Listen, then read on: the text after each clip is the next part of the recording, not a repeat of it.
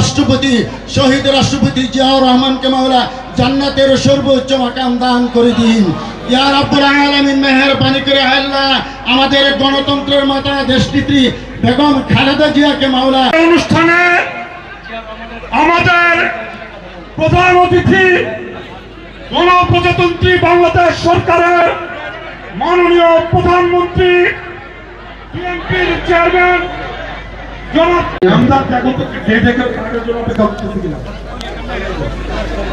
আজকের এই অনুষ্ঠানের প্রধান অতিথি গণপ্রজাতন্ত্রী বাংলাদেশ সরকারের মাননীয় প্রধানমন্ত্রী জনাব তারেক রহমান উপস্থিত থেকে অসুবিধা এবং বস্ত্র বিতরণ করছেন।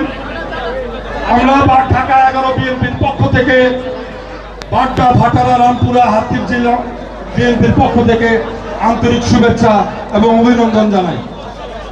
কৃতজ্ঞতা প্রকাশ করছি মাননীয় প্রধানমন্ত্রীর কাছে।